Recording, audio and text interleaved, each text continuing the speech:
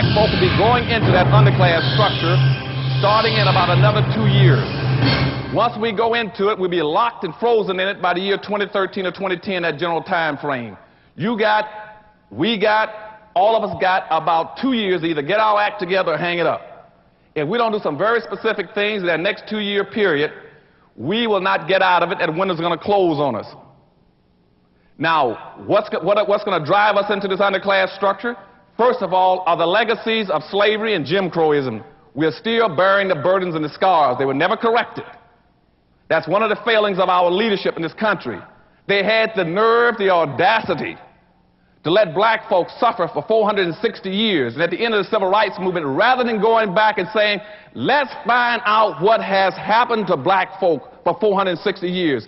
Have they been psychologically, emotionally, politically, educationally damaged?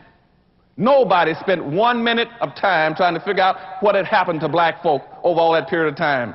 So in the course of the civil rights movement, at the end of it, they say, well, let's pretend that nothing has happened to them, that they were not injured, they were not hurt. And now let's go seek integration and pretend that we're all equal.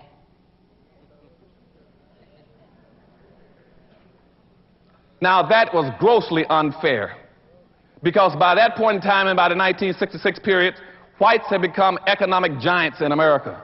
They owned and controlled everything at that point in time. Black folk didn't own anything. Whites controlled almost 100% of all the wealth, the income, the privileges, the businesses, the resources, and all levels of government. Blacks had nothing. Blacks were 1-foot midgets. And they allowed us then to use integration to walk from our communities, from our ghettos, over in their communities, totally disarmed, not understanding anything, blind, naked, and then saying you can go and compete. Compete with what? And that's what's happening in South Africa right now, where you have black folk now who have been totally subjected to the most brutal form of legal and economic slavery around the world for almost 300 years in South Africa, where whites in South Africa control almost 100% of all the gold mines, the diamond mines, the chrome, the bauxite, the magnesium, the land, the businesses, the farms, the animals. And now in South Africa, they've been told that they're free. Now, anybody in his right mind would have said, hold it a second. Now, if there's been a reform in South Africa, since whites have gotten everything and blacks got nothing, you should have seen on the news a massive flux of whites trying to get out of South Africa.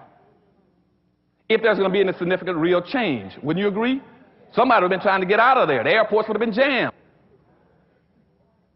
And you all haven't heard a peep. You know why? Because nothing is changing.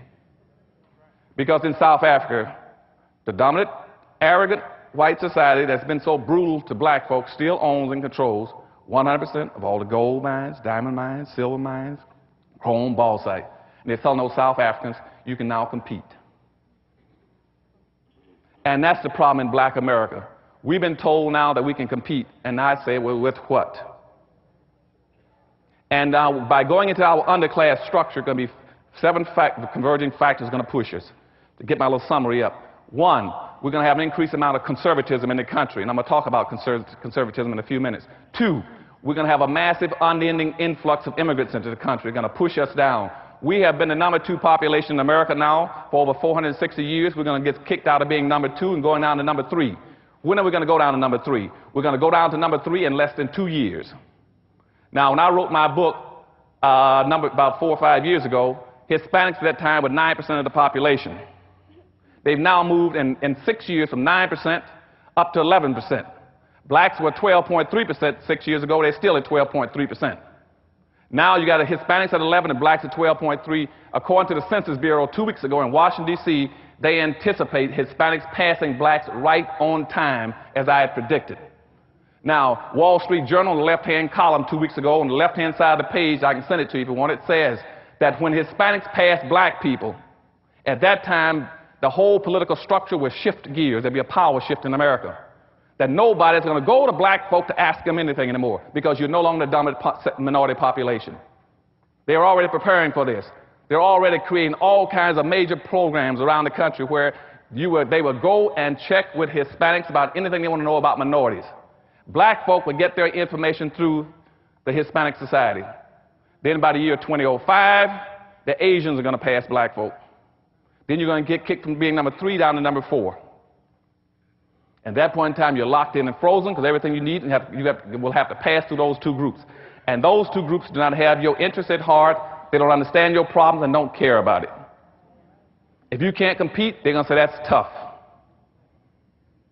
And so what we're going to try to do today in dealing with just that one issue, as well as conservatism and the problems of technology in America that's also going to make us push us in the underclass, is to teach you how to compete. We got to understand we got these problems, but you got to understand where the problems came from. And I want to give you a real fast education today, because the real clue to liberation is not only education, it's re-education.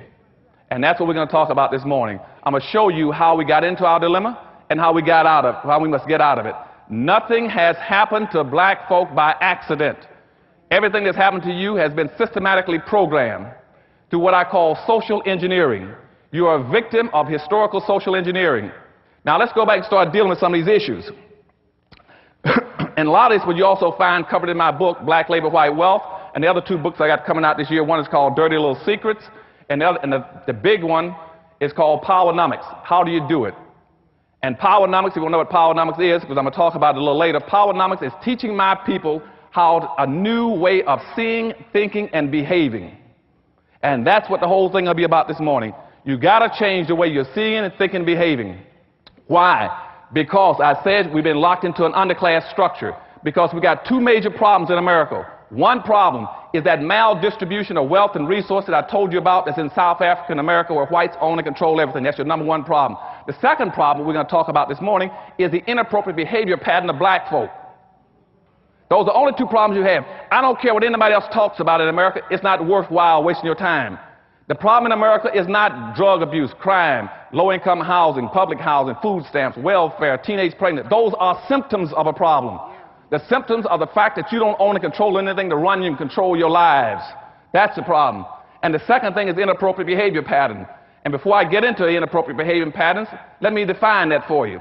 Now, in current day terms, I might call it the Rodney King syndrome. It's pretty familiar to most of you. That's when somebody pulls you out of a car, breaks your jaw, breaks 3 ribs, cracks 2, knocks out 2 teeth, gives you a concussion, breaks your wrist, breaks your kneecap, and stomps you, and you say, why can't we all get along? That is inappropriate behavior. Or if I'm in Detroit, Michigan, when I was there functioning as an assistant police commissioner during the riots, and I was working on riot possibilities and techniques in the city, I get a call down by some people who had been involved in a couple of murders. And he said, look, I didn't have anything to do with it, Anderson. I just there, I witnessed it. I said, what happened? Well, you see, they'd had a disturbance in Detroit, Michigan, and the police broke into a motel and found 2 black boys in there with some white girls. And they didn't like that, even though they were in a black neighborhood. They had paid for the room. It was their right and privilege to be wherever they wanted to be. It was between them and God. But the police officers were white. They were very disturbed about this. So what they did, they took those 2 boys on a Friday, and they beat them all day Friday. And they beat them all day Saturday. Then by Sunday, they had gotten tired of beating them. They said, well, we just go ahead and kill them. And so one of the officers picked up a rifle, and hit the oldest black kid in the back of the head with a rifle. And the kid was only about 22 years of age. Hit him so hard that it knocked one eye completely out of socket and bulged the other eye and broke the rifle stock. And the poor kid fell on his knees and crawled around and found the broken stock of the rifle, and on his knees held it up and apologized for having a hard head. That is inappropriate behavior. The question should have been, why are you brutalizing me and killing me? What have I done to you? And so that's kind of inappropriate behavior. It's what we've been systematically programming to displaying as black folk in a very highly competitive society. So what I want you all to start thinking about today and all throughout my speech today is not who you're against, but who you're for. I want you to understand that you're in a very highly competitive situation. You're going to be competing to survive and prosper. And that's what racism is all about. Contrary to what anybody tells you, and I just saw a definition of racism in the Washington Post last week by a noted columnist who's a conservative, and what he was really talking about was prejudice and discrimination.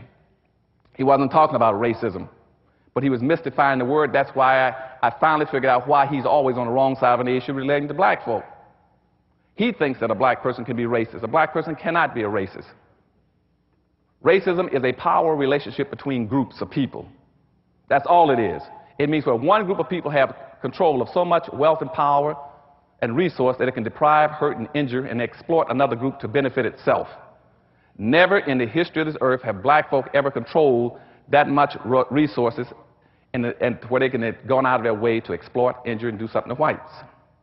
So therefore, racism only started in the 16th century when you began to commercialize slavery against blacks. That's when racism started. There was no such thing as racism before that. The other thing, and before I get into my presentation, you got to understand racism also comes from the word race. Race means group. So whenever you hear people talking about now, you cannot prove racism because somebody fired you from a job, they are absolutely right. And the power structure and all the white think tanks in Washington know that. That's why you can no longer prove racism, because racism does not apply to an individual. It applies to a group. And because I discriminate against you, that's individual, that's personal. It's not group-based, and so you can no longer prove group-based discrimination. The second thing about the word race, remember also, which is very important for our discussion today, is the word race means being in competition. See, they didn't pick house, tree, car. They said racism. Race means being where people are competing from here to there. And we are in competition. That's what racism means. Black people must learn how to compete or survive, or not compete and perish. And so this morning we're going to start talking about what we got to do. Now let's go back to when everybody said, where did this start? Let's go back to where it started. It all started in Africa. And as I go through all this, I want you all to keep some points. And when I stick my finger up in there, remember those points. Those are the points going to be hurting us today. Those same points I'm going to articulate to you today. Now all this started in Africa. Let's say about 1441. There was a guy called Henry the Navigator who went around the coast of Africa and he found some slaves and traded some slaves off. And he brought them back to Europe. And he took them back to Europe and he gave them to the Pope as gifts. And the Pope in the Catholic Church was so beautifully appreciative of these slaves that he then said, since you've given me these slaves, what I'm going to do now is award you 300 miles of the coastline of West Africa, which is now called the Gold Coast. So Henry the Navigator was given land by the Pope, the Catholic Pope, and the Catholic Pope didn't even own the land. But he gave him all the rights of 300 miles of coastlines of West Africa. Said it belongs to you. That was in 1441. And so and Henry the Navigator was a Portuguese. So he began to try to encourage other Portuguese to go around there and try to find some more slaves. So this is a good thing. We own all that land around there now. By 1487, the Pope then said, aha, so many people began to pick up slaves. He says, what I'm going to do now is put out a public declaration and officially declare slavery to be a legitimate enterprise. And the Catholic Church was the first one to do it. Now, why is this important? Because you see, up until that point in time, slavery was never based on skin color. Slavery was based on three things to put you into slavery. One was an indebtedness, where you owed somebody something and not paid it off. Two was that you was through religious persecution. Or three, you were a prisoner of a war or conflict and you were now a captive and they were forcing you into labor. Those were the only three reasons you could get into slavery until the Catholic Church put out this declaration. And now they added a fourth variable, which says color is now a factor. Now that's very important because the Catholic Church now had, in previous slavery, in earlier parts of the century, let's say immediately after Christ was born, the Catholic Church played a very pivotal role in saying, as a religious institution, we got an obligation to represent those who were enslaved. And the Catholic Church set up a system that they would go through, whether it was a Greek slave or a Roman slave. They looked after the rights of the enslaved, protected, saying that even if you're a slave, there are certain things that people cannot do to you. The Catholic Church accepted that responsibility. Now the Catholic Church now has condoned black enslavement based on skin color. That was totally different. But also, the first thing they did, they abandoned any interest in representing the interests of the enslaved, even though they had done it for everyone else. And all of a sudden, the problems began to develop in Africa. Other religions began to join in. So people say, well, Dr. Anderson, how were they able to enslave us? Because we were doing some things wrong in Africa. As the other religions joined in to start enslaving blacks, so did other nations, so did other ethnic groups. And black folk were totally ill-prepared to deal with it, because we had been doing some things wrong in Africa ourselves. See, going back to about 765, the Muslims had been trying to get into Africa for the longest, because they'd heard about all the gold and silver and the wealth in Africa. And the Muslims had been going around, the Arabs had been going around Africa, trying to conduct holy wars against dark-skinned people to get access to the resources.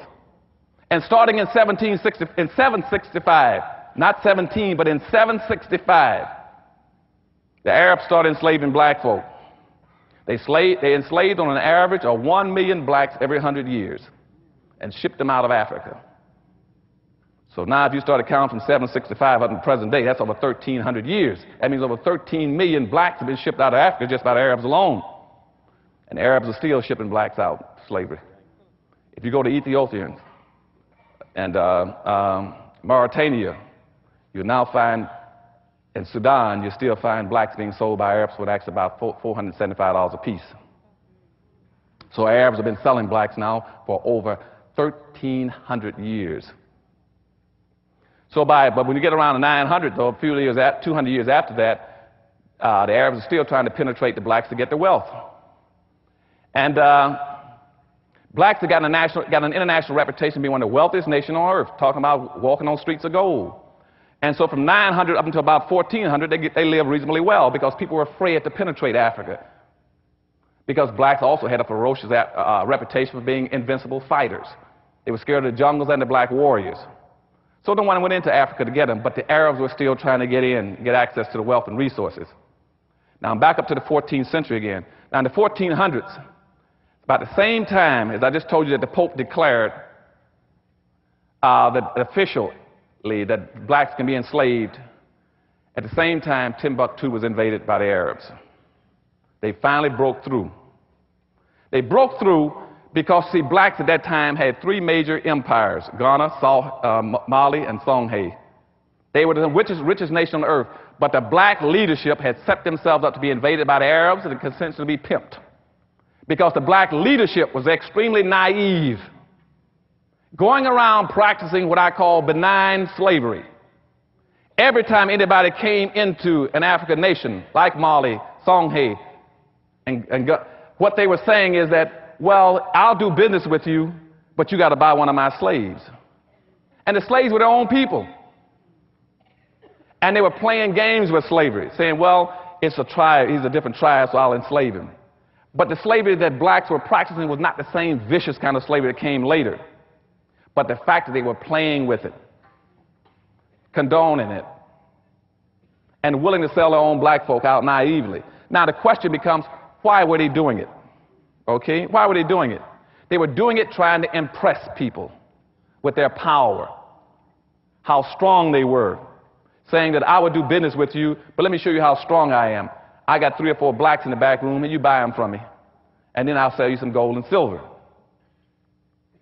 And what people were impressed with was not really their power. They were impressed with the fact that you had absolutely no interest as a leader in your own people and felt no responsibility to their welfare. And so when that got out, then all those countries, as I said, once the Pope condoned slavery, they began to flow into Africa, because they knew the black leadership did not feel the strong togetherness, the willingness to protect their own people and to look out for them and lead them, and would willingly sacrifice them. So Africa fell wide open. And people poured into Africa after the Pope declared slavery legal in the 1480s.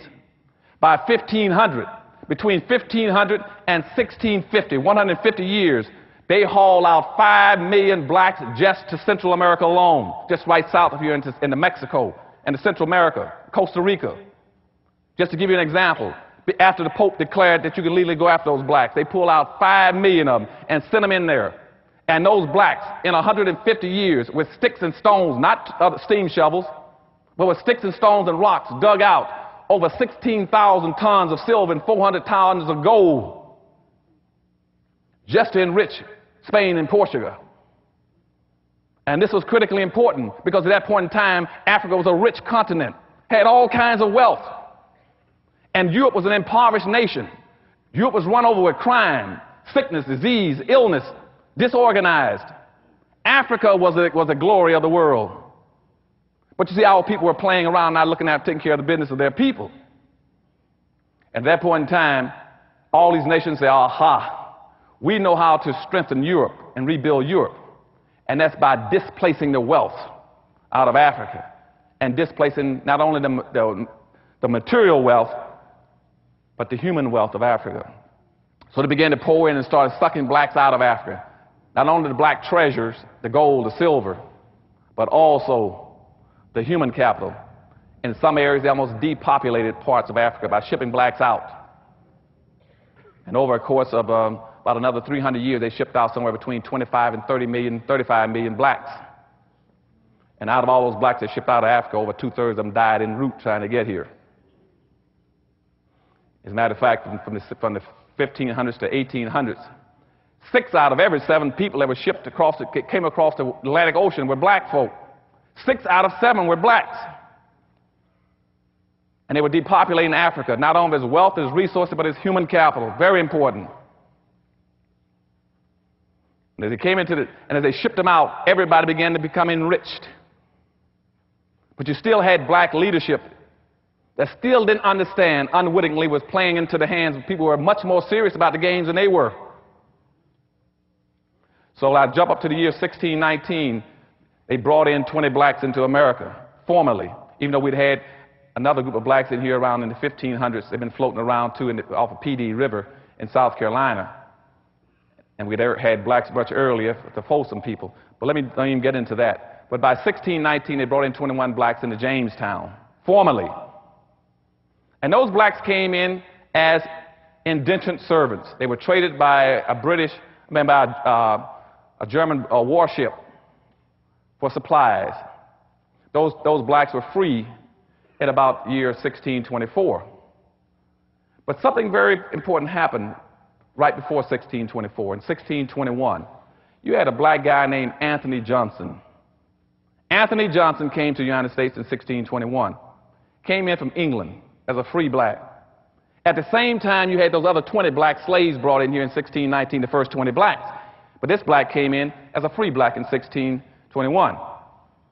He came in, and then, since he was coming in from England, not from Africa, he then declared himself a free black, declared that he wanted head rights.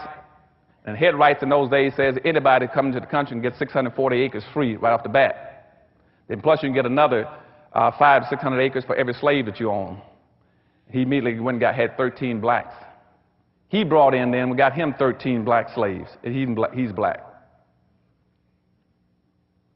So within a few years, about 15 years, he was one of the richest blacks in the colonies. But he was enslaving his own people. Now, going up to 1638, Maryland colony then put out a public edict that laid the cornerstone for racism in this country, saying that now that black folk coming into this country and they began to intermingle with whites and socialize like Johnson and trying to integrate, we got to pass a new law. So the state of Maryland put out a law called the Doctrine of Exclusion. The Doctrine of Exclusion says that no black should be permitted to enjoy the fruits of white society. That was in 1638. Now, Johnson was still had it. He's really built up his land now. He had all kinds of land and a whole bunch of slaves, getting close to about 70, 80 slaves now. And a white guy went over to one of his plantations. And one of the black slaves there, named John Castor, asked him, says, why am I a slave here with this guy? He says, I didn't know that. He says, he owns me for life. How does he own me for life? And the white fellow who was a plantation owner also said, look, he doesn't own you for life. You know, didn't you contract for indentured servantship? Indentured servantship normally runs 5 or 7 years. What do you mean he's got you for life? This black guy said, I've been working for this for this Anthony Johnson, this black slave plantation owner, for almost 27 years. The guy said, well, just run off and leave. Forget about him. You don't have to keep working for him. So the black slave, John Castor, ran off. But guess what happened? Anthony Johnson then went to court, and he sued the white plantation owner who had encouraged the black to run off. Sued him in court, and the court accepted Anthony Johnson's claim against this black slave, saying that he owned that slave for life. Now, what happened there never had ever happened on the history of the earth with black folk and in this country, where all of a sudden a person laid claims against an individual for the rest of his entire naked life. And it was a black man. And once that court decision was made, whites picked it up and say, aha. So by 1665, all the states then started passing enslavement laws. They went back and took the doctrine of exclusion and say, now, the doctrine of exclusion with Maryland says that black folks shall always be excluded and never be permitted to enjoy the fruits of white society. But after listening to the court decision for Anthony Johnson, we got a good thing going now. So they took that same doctrine and expanded it. And now the doctrine says that not only should black folk be excluded, subordinated, non-compensated, non-competitive managed workforce for the personal comfort and wealth building of white society. That became the enslavement codes, both explicitly and implicitly. And all the states began to enact it then, based on Anthony Johnson's ruling in court that he owns another black person for life. Now the system picks up. We jump now up to about 1704. 1704, there's a black kid. There are a whole bunch of slaves coming in from Africa on a slave vessel called the Eagle. The Eagle is heading towards America. There's a young black boy on there, along with some other older slaves. The slaves decide to revolt on the ship. And they took over and knocked the captain down, took over the ship, and took the weapons, and we're going to fight to take over the control of the ship and head it back towards Africa. And as one of the older slaves grabbed a machete, and he said he's going to kill the captain so they can completely have control of the ship, as he swung at the captain, a young black slave jumped up and got in there and protected the captain and took the blows himself, which chopped off one of his arms and protected the captain. And by protecting the captain was able to recover the control of the vessel, put down the insurrection, and it then hung all the blacks who were trying to revolt, except the young black kid who was only 19. When the captain got to America, he gave him to supposedly a benevolent slave owner and rewarded him with recognition, and says that after he's been educated and recovered from his wounds, that he's to be set free. And again, this young boy, he placed more importance on protecting other people than getting his people out of a dilemma. But he was rewarded and recognized for it. And he personally benefited at the expense of his own people. That was in 1704. 1705, the colonies said, what we need to do now is pass slave codes so we can regulate slaves' behavior, period. Slave codes were passed to tell you exactly how every black person must act in America, what he could not do, and what every white person must do to make sure black folks stayed in line. Then they passed another law at the same time with it, which is still in effect today. It was called the Diversity Act of 1705. You all call it multicultural and cultural diversity. You all understand what I'm saying to you? I want you all to understand history. If you ever want to figure out how to get out of your dilemma, never spend your time trying to work with anything unless you know how it got into place. And then you take it out of place. The multiculturalism and cultural diversity started in 1705. They passed a law at the same time saying, how do we control black folk now? They said, now that we got all these blacks coming to the country, we got a good thing going. They said, because now all over Europe is being advertised, if you want to become wealthy and powerful, go to America. We guarantee if you go to America, we give you free land and free labor. You'd have to be an idiot not to get rich. You don't have to do anything. We'll give you all the land you want and England started a franchising system, so which means even if you couldn't afford to buy slaves, we had a franchising concept, which means England would give you the land and give you the slaves. All you do is pay them a commission. Just like McDonald's and Burger King. That's where the whole franchising concept came from. It was from England with slavery. And so people rushed into this country. But they had to set up external controls, saying, how do we control them when they get here? With all these blacks coming into the country. Because I just told you, 6 out of every 7 persons coming across the Atlantic were black folk. They were pouring into the country. But they want to make sure enough whites are here to benefit and get the fruits of black folks' labor. And so they passed the cultural diversity, which says, the cultural diversity law says, for every 5 blacks you own, you must have 1 white person.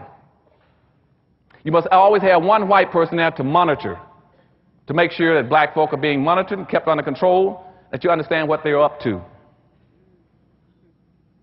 That law stayed into effect and never went out of effect. Now, come 1710. Now, when 1710 came, here's the main point of my talk today. 1710 did something that is totally devastating.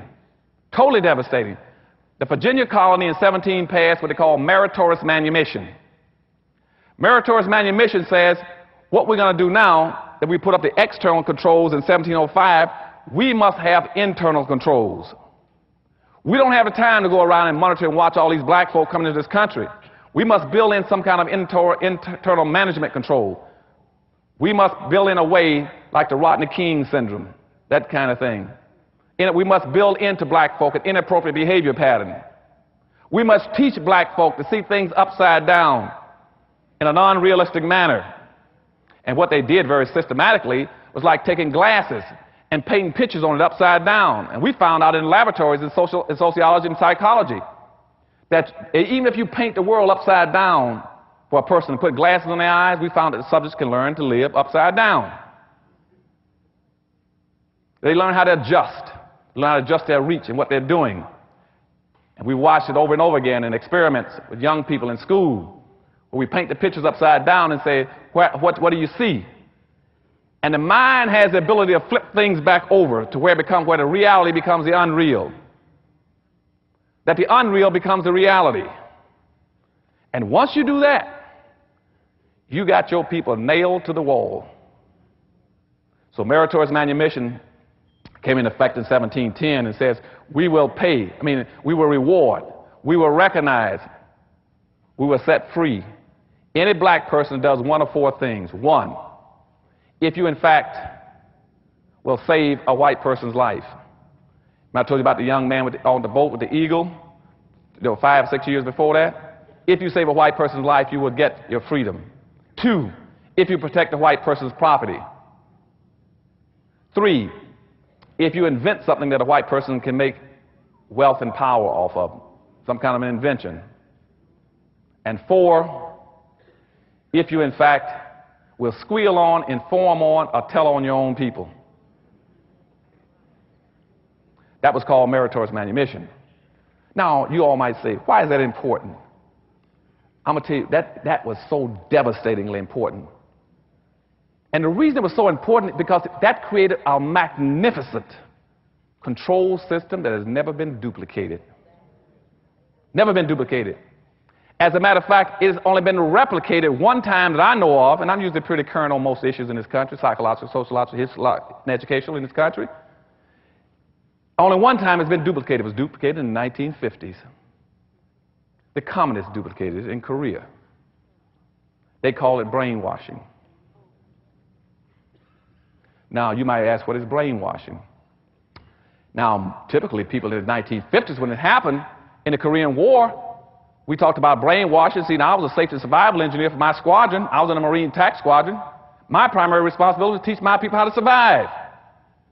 We had a school for brainwashing in Barbers Point, Hawaii. Teach them how to survive. What's brainwashing? Well, most people, at least the guys in the Marine Corps, they thought that brainwashing would be some kind of an inhumane way of treating people. That it would be no less than pulling out fingernails, driving bamboo splinters between the joints, hanging people up in the cold and castrating them, what we call the Chinese water torture. But brainwashing was none of those things. It was none of those things.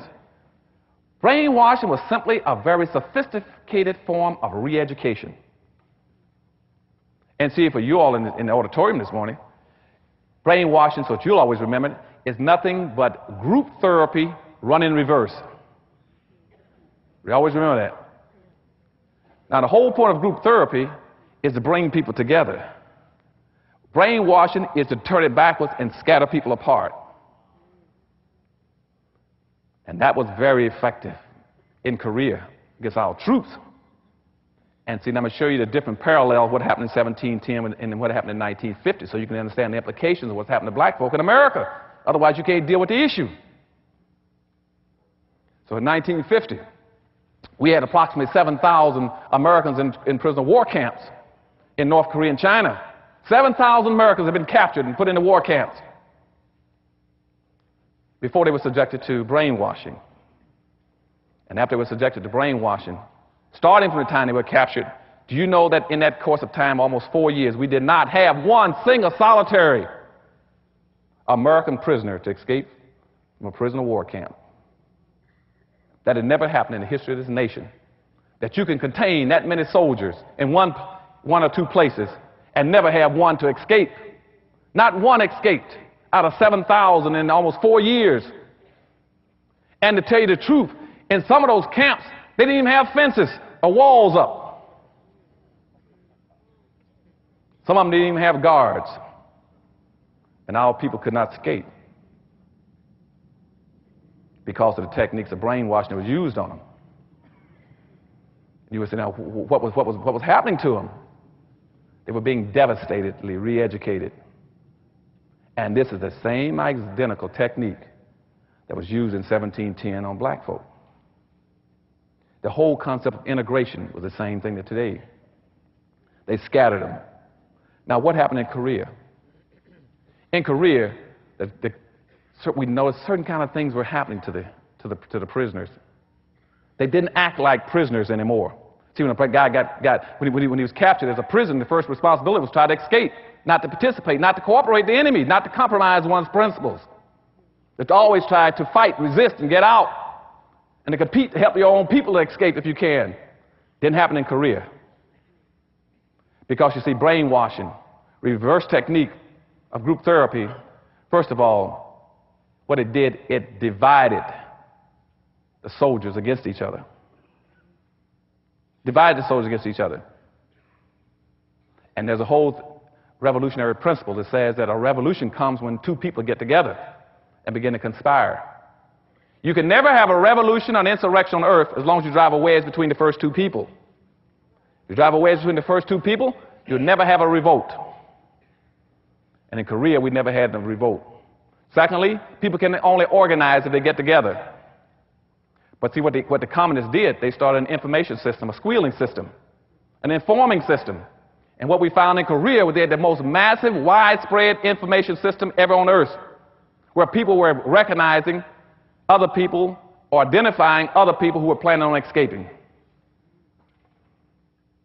And what the communists were doing was telling people, look, you all got a responsibility now as a prisoner. If you hear about another prisoner talking about escaping, it's your responsibility to inform on him and tell on him. And if you do that, we'll reward you. You get an extra candy bar and apple. And once that happens, you see, pretty soon, the soldiers didn't know who to trust anymore. They didn't know who to tell anything to. If he was planning on escaping, who did he tell? He didn't know when the other guy's going to turn him in for a reward.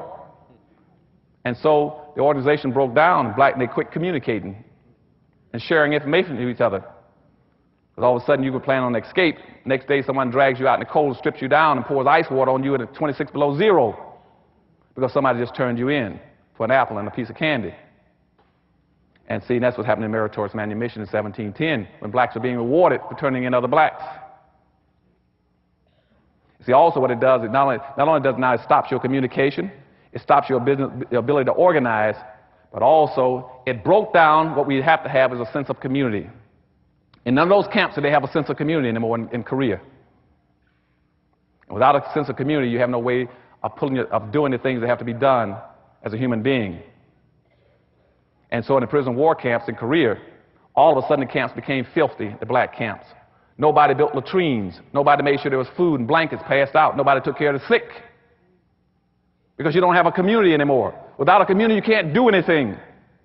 So we didn't have a community in Korea, in the camps. And out of the 7,000 prisoners you had in Korea, almost half of them died.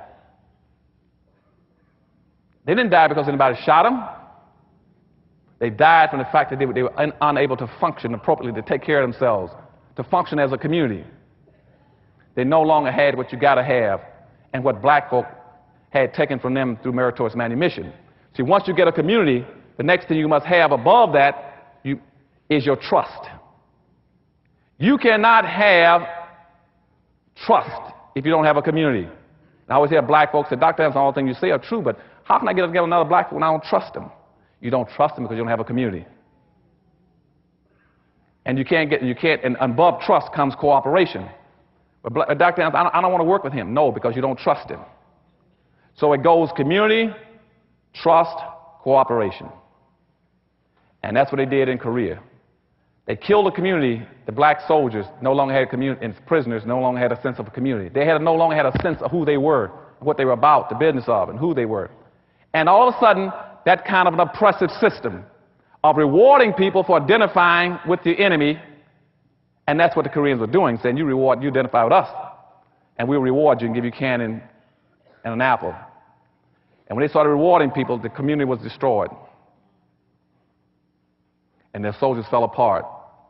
And over half of them died. And the next thing that happened to them is what also happened to the black community. After 1710, they moved into a thing what we call give-up-itis. All of a sudden, the soldiers in Korea, in those camps, no longer cared about anything anymore. So when I come into the Crenshaw district and I said, why don't you do this? They said, well, we don't care anymore. Same thing happened in the prisoner of war camps. The soldiers didn't care. And once they lost caring, they were through. Nobody could save them anymore.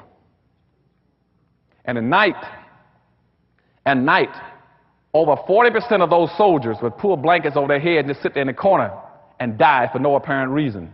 Not for physical reasons. It was called give-up-itis, and you've seen it in hospitals. That's when a person would die long before he's supposed to. And you ask why. When a husband passed and the wife would die 6 months later, 3 months later. Not for any medical reason, because they no longer have a will to live. And that's what happened in those camps. We lost over half our soldiers because they lost their will to live. And see, after meritorious manumission was put on black folk in 1710, black folk, a lot of them began to lose their will to live and to care and be responsible. So jumping back to 1710, so you understand what brainwashing is and the effect on black folk. I want you all to understand that was a re-educational system. So when that happened in 1710, the word spread. And down in Jamaica, there was a fellow named Willie Lynch that heard about it. And he was already running a seasoning school for slaves in the South, in Jamaica. So then he caught a boat and headed for America, headed for Virginia, where the meritorious manumission had been initially enacted. He got there in 1712. And just like the communists did in Korea, he came up with the same expression, gentlemen, I'm here to take care of your needs. I can show you how to do what you want to have done. I can show you how to divide these slaves so they'll never recover, or at least it'll take 300 years before they can do it. So some of you might wonder why I picked in my book the year 2013. This coming year in 2013 would be almost exactly 300 years since Willie Lynch put his methods on black folk. He said it would take 300 years. He said, what I'll do is to show you how you divide blacks. You divide blacks along the lines of skin color. You rig it so every black will look at another black skin color first and say, is he a yellow black or black black? And that way, you've already divided them.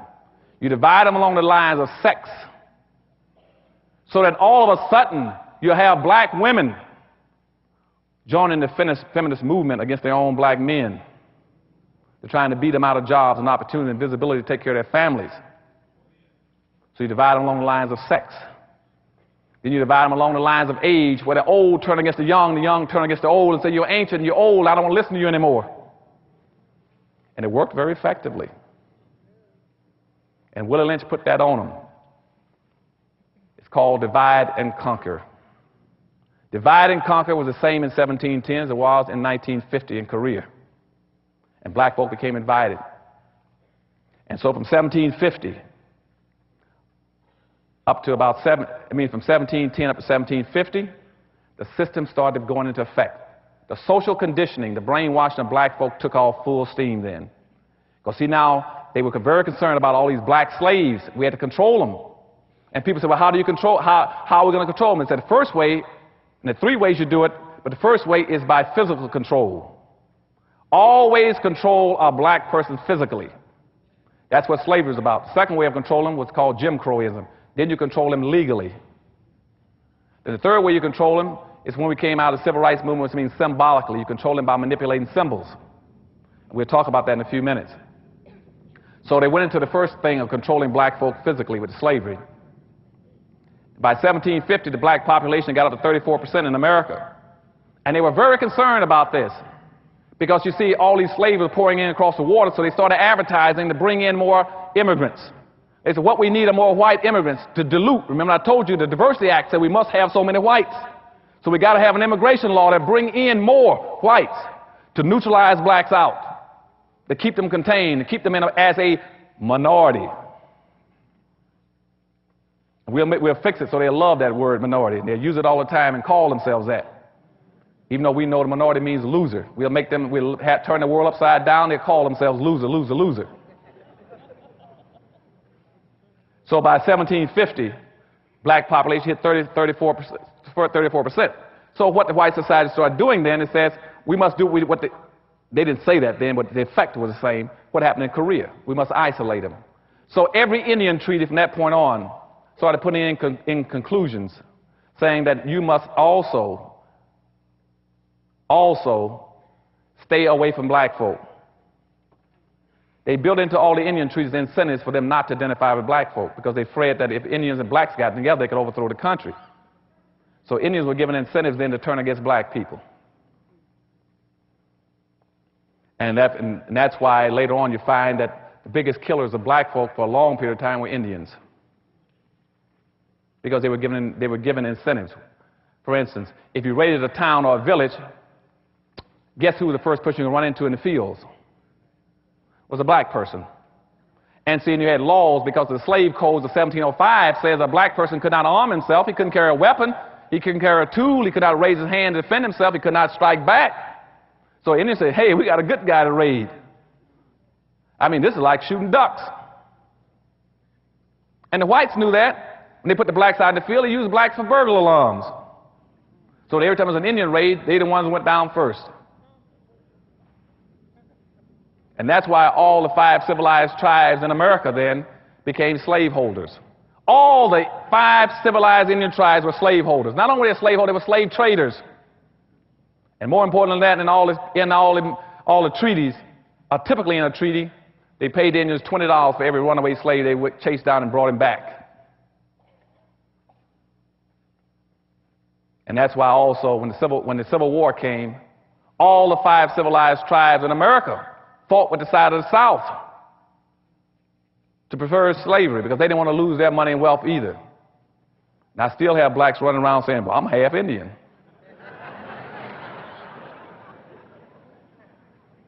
Nobody wants to be black. I mean, even if here's people that have been misusing your people too, but you don't want to be it. They'll tell me about how, well, I'm 3/4 white. I can't stand black folk. I'm 3/4 white. I said, well, why would you want to be white rather than blacks? I said, blacks didn't enslave you. Blacks didn't Jim Crow you. Blacks didn't castrate and lynch you and exploit you. And see, that's that upside down, we make black folks see things upside down and wrong. It's inappropriate behavior. Inappropriate behavior pattern was instituted on us to make sure we saw everything backwards. That way when we ran, we thought we were running the right way, we were running the wrong way, and they knew it. And that's why you later hear me tell black folk all over America that my people, black folk, are doing everything wrong and not even doing wrong right.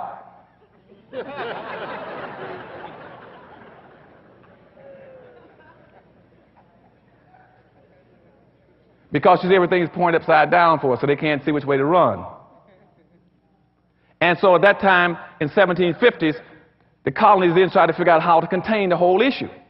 So we got our controls in place, we got the social conditioning in place, and I think we got blacks pretty well where we need them. We got them nailed down. So then they then started telling England, don't send any more slaves over here to make sure it works. So Continental Congress sent all kind of letters to England saying, don't send any more slaves to make sure our system of control works. But England said, no, I'm going to keep sending them, we're getting rich off of it. England said, we're making a fabulous amount of money because we set up the Navigation Act in 1650, which says, I don't care what you all produce in America, it must come back to England first to be processed, and you all buy it back from us. And when you buy it back from us, we're going to charge you 3 or 4 times the price of it. And so when England decided to have a Revolutionary War to break away from England, they didn't put that in the history book, what the real reason they want to break away from England was for. 1, because they were scared to death of black folk getting free over here and tying in with the Indians. 2, they wanted to reverse that whole shipping process, saying that if we made all the products in America, we raised the cotton, the corn, the beans, the rice, and everything, why are we sending it to you and buying it back from you? So that's what the Revolutionary War was over. And plus, England was also getting rich off the slaves, because see, England was only paying $25, $35 a piece for every slave they were buying on the west coast of Africa. $25 to $35 a piece. But they created a system called capitalism, which says that I also want a 1,500% return on my money, my investment.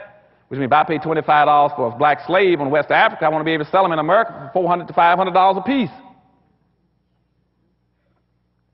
And so England was becoming a very rich and powerful nation. It's like most, but that was not only England, but you had all the other slave countries became richer. That was Portugal, Spain, England, Germany, and the Arab nations. All of them were becoming wealthy off of black folk, off a combination of 2 things, extracting the wealth out of Africa, the material wealth, and selling the human labor. And after the Revolutionary War, the first act of Congress, as soon as they set up a Congress in the United States, the first act of Congress said, let's solve this problem with the slaves. So the first thing they did was pass what they call the First Immigration Act, that says this is a white nation, and the quota on blacks coming in here other than as a slave is 0. 0, zip, none, nothing. And that stayed in effect until 1966, when it was raised to 1/2 of 1%. And I still see black folk displaying inappropriate behavior. They can't figure out why you cannot get Haitians into the country. I said, God knows, don't you know what your law is? The reason you cannot get Haitians into the country is because they're still fearful of you getting a large, significant black population and being a threat to the society. I said, anytime you got boats floating around off the west coast of Africa for 3 months, you had over 3,000, 4,000 blacks on there who were sick, starving to death. Not one single country offered to bring them in, not this country. At the same time, this country has had refugee programs for every racial and ethnic extraction on earth but black folk.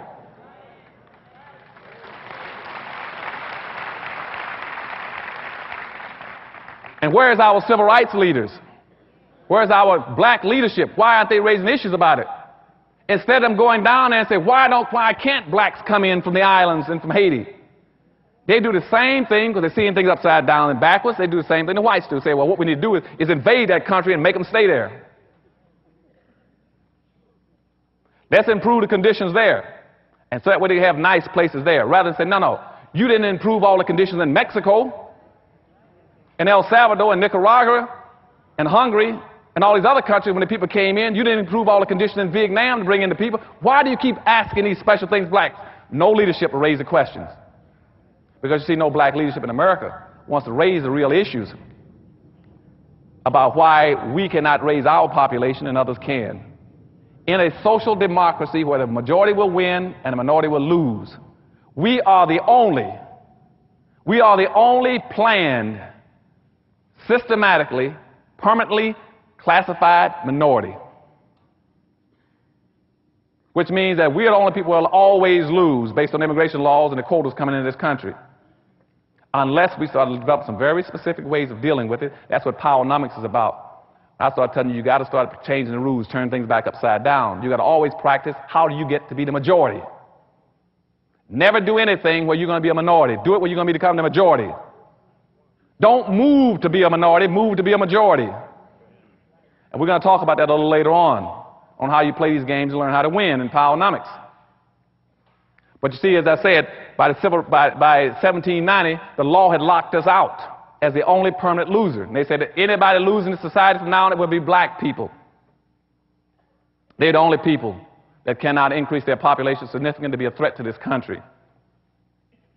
By the late part of the 1790s, they said what other kind of external controls can we put on black folk? Because now someone want to learn, someone want to try to join the religious movement in this country. And in religion, we say that everybody's a brother. And if we baptize them and make them a Christian, how do we deal with that fact? So they passed a law saying that Christianity did not relieve your heathenism for a black person.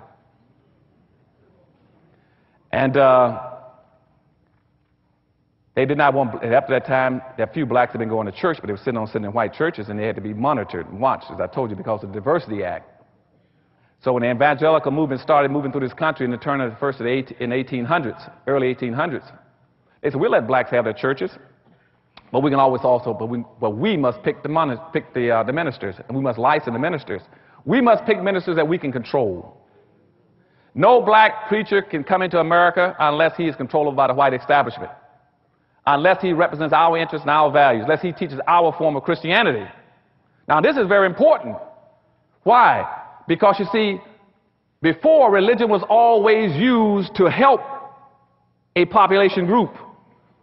When it comes to blacks, we cannot let religion be used to help them. You see, the Catholics, church took care of all those groups who call themselves Catholics. Jews, priests, took care of the Jews.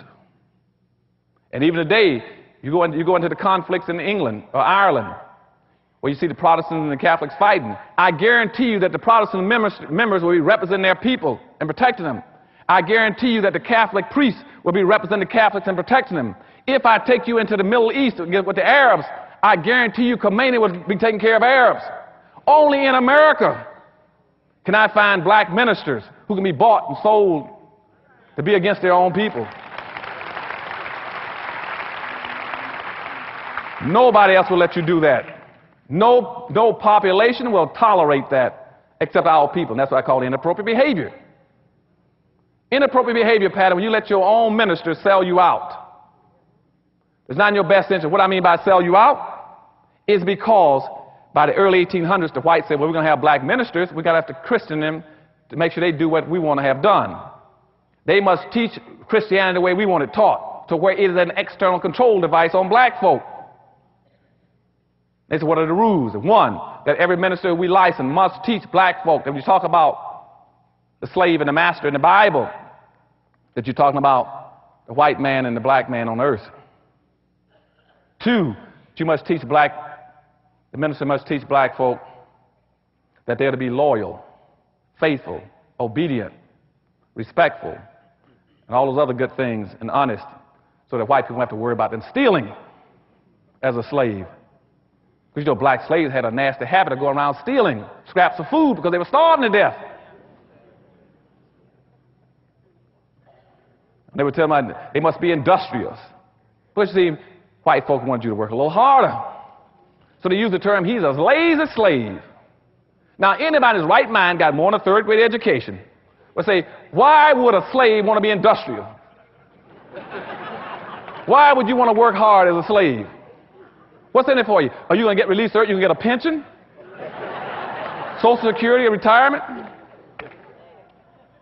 But they always got this thing about why he's a lazy slave. I even got a black writer who writes about that day. Part of the problem is the blacks were lazy slaves. He should have been lazy.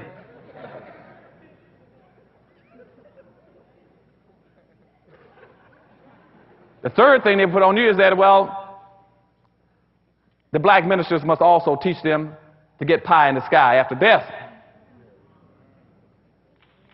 They're going to turn their world upside down.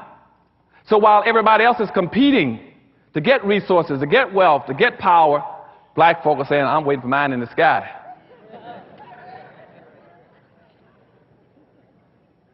They said, well, the role model would be Jesus Christ. I said, yeah.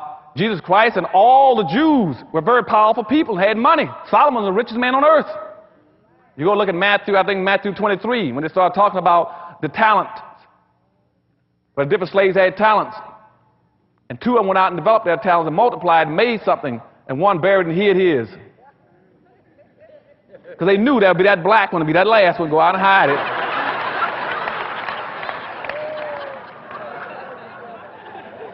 Y'all understand what I'm talking about? Now, but during that period of time, though, in the 1800s, when all this, they started putting all the religion on them, they started controlling them, a few blacks said, well, wait a minute now, because something just happened down in Haiti. Now, I know that I can guess in the future y'all aren't going to let the Haitians into this country, but in the 1800s, what happened was Toussaint Overture. Toussaint Overture took his little band of rabble-rousing blacks in Haiti and beat the devil out of all the French troops. Ran them raggedy. Beat the devil out of them. Now, that was important because, for two reasons. First of all, that is the only time in Western history where the white society blinked and black folk took advantage of them and beat them. Y'all remember that? Only time in history that blacks ever broke free of that conditioning system I told you in 1710, the same one they used again in in the Korean War. And again, the reason I want to point out that system to you, that brainwashing system, why is it so important? You all remember this, and why it's so important. And that's why I must give the dominant white society praise for this. I mean, they're some very smart people. Very smart. Why did I say that? Because, you see, the people that put that system on black folk in 1710, they had the equivalent of a third or fourth grade education. And here we are today, 250 years later, or 200-some years later, almost 300, and black folk with doctor's degrees and master's degrees can't figure it out.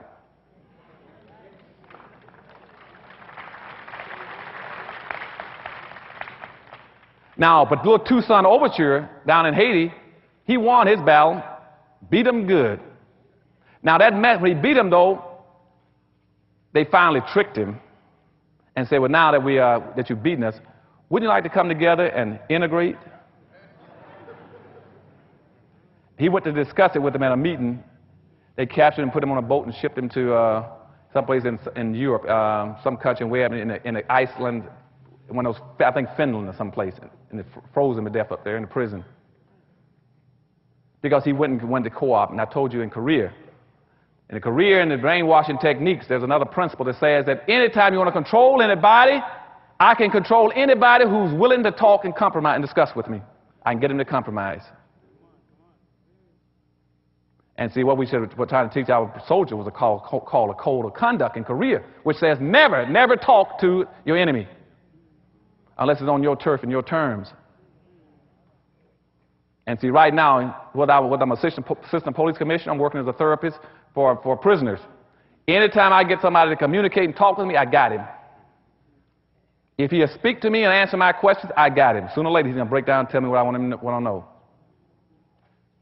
The way you resist is you don't communicate. You don't compromise your principles. They can never beat you then. And see, and that's how they got Overture. They asked him, don't you want some integration? So like they told our leaders the same thing. Now, there were some other blacks who jumped up and said, I'm not going to go for that okey doke. And one of the first ones in 1800 was Gabriel Prosser. Gabriel was an extremely smart black guy. He says, I just heard about what Toussaint Overture did down in the islands. And said, if Toussaint can do it, I'm going to do it here. He said, I'm going to do the same thing. And he did some planning and you couldn't believe. He worked, he planned, he schemed. Prosser really worked on his thing. And he planned one of the most devastatingly, strategically well-planned insurrections on earth.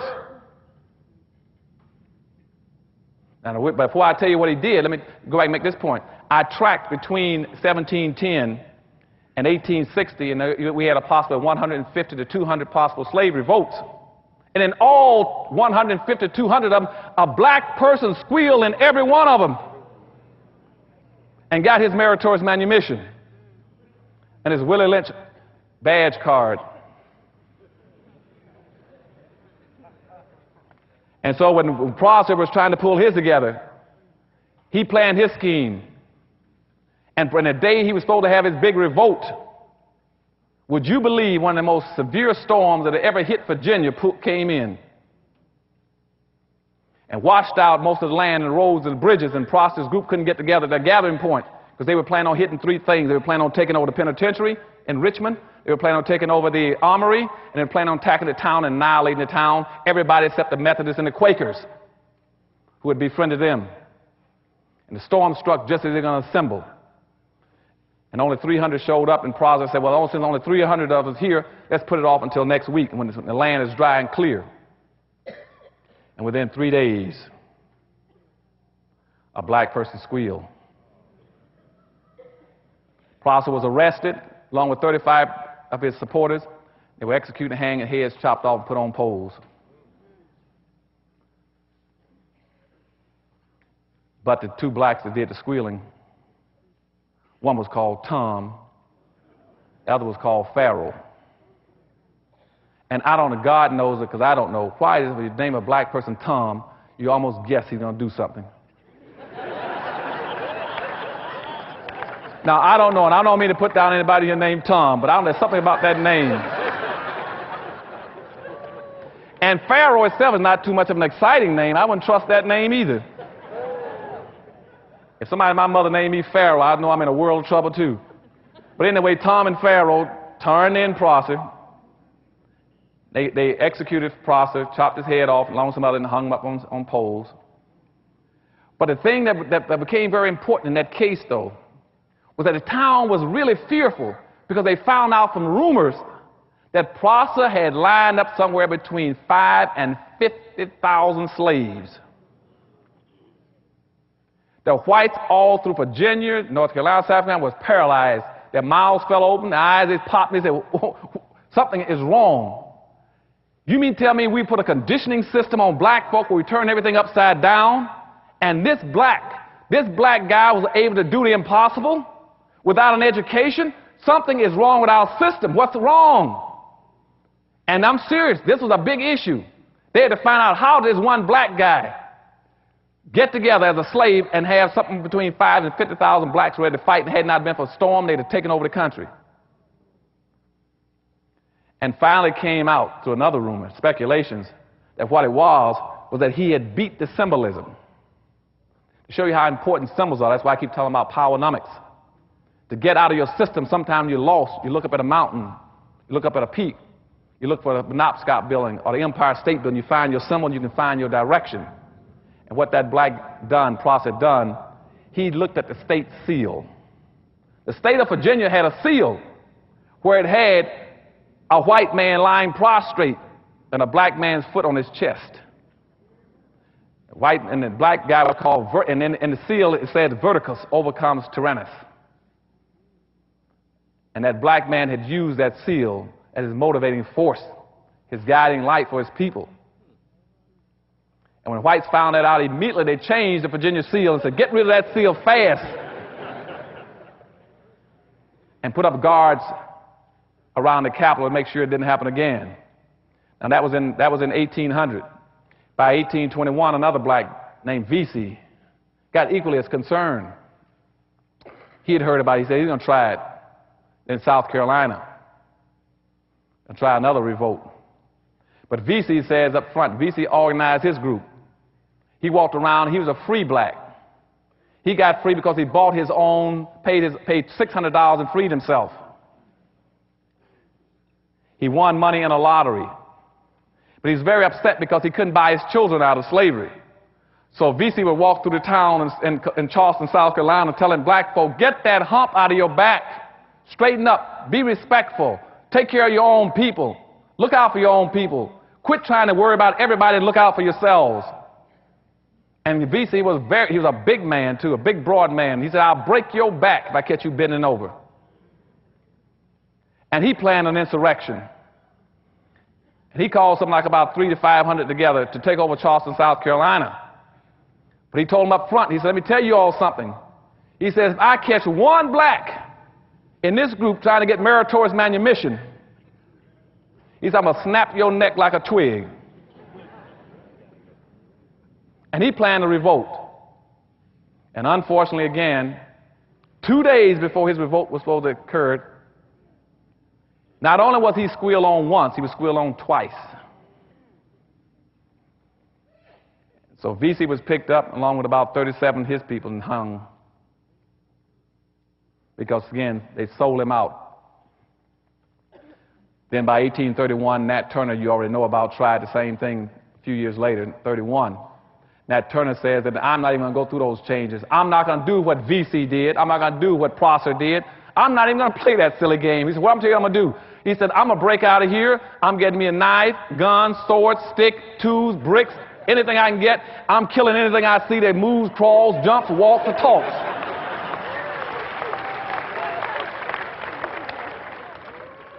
That's exactly what I'm quoting him.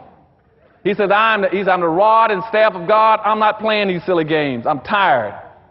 And so Turner started walking, saying he was a sword and the voice of God. And he said, I'm going to kill anything I see moving. He killed 55 people, including his own master. And then the country got petrified again and sent the army in looking for him. They searched for Nat Turner for 2 months and couldn't find him. He hid out because he killed so many people. Until one day he needed food and went down to get some blacks to get some food, and guess what happened? Turned them in. And so that took care of Nat Turner. Same time, there's one other black, though, which is my hero. I don't know how much time I got. How much? Long as I want. Okay.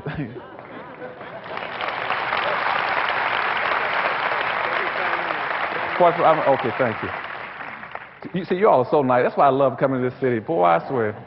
I love you. I'm going to move out here pretty soon.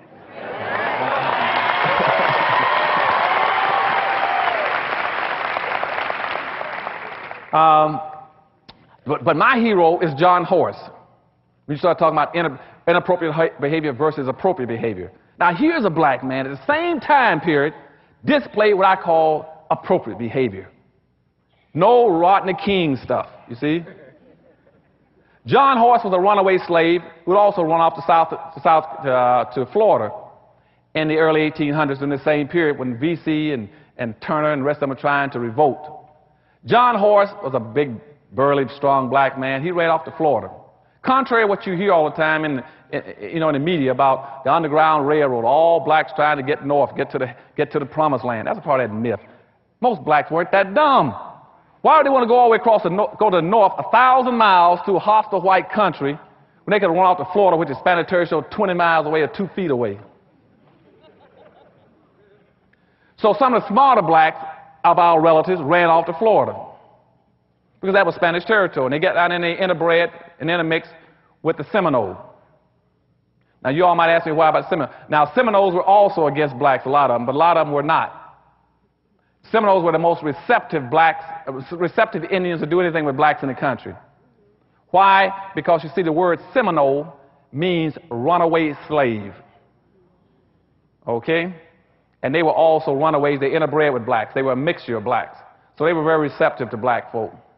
And so they started fighting in that area to fight the United States, because the United States then wanted to go down there and try to get the slaves back. And that's what they were sending General Andrew Jackson to Florida for, to get the slaves. Because you see, blacks down there were coming across the border periodically with the Indians, raiding and killing whites and getting their people free. Now, why is that important? Because you see, when I talked about early inappropriate behavior in Africa, the reason they enslaved black folk originally was because our leaders in Africa had given the impression that I don't care about other black folk. And they hauled all those blacks around the world because they knew in their hearts they would never see a shipload of Africans coming to get them back. They never suspected that Africans would come to save Africans. But that's why they didn't try to enslave Indians, because they knew if they enslaved Indians, Indians would come get their people. But they knew that black leadership in Africa had already said, you can have them, I don't want them, I won't come to get them. And so when the blacks went off into Florida, they were coming across the border, raiding those plantations along Alabama and the Georgia border there, South Carolina border, taking their people, taking them back to down to Florida, getting them free. But John Horace was a leading hero to me. Now, this black hooked up, he became sort of like the second in charge in Florida. The chief at that time, through the 1820s and 1830s, was a chief named Osceola.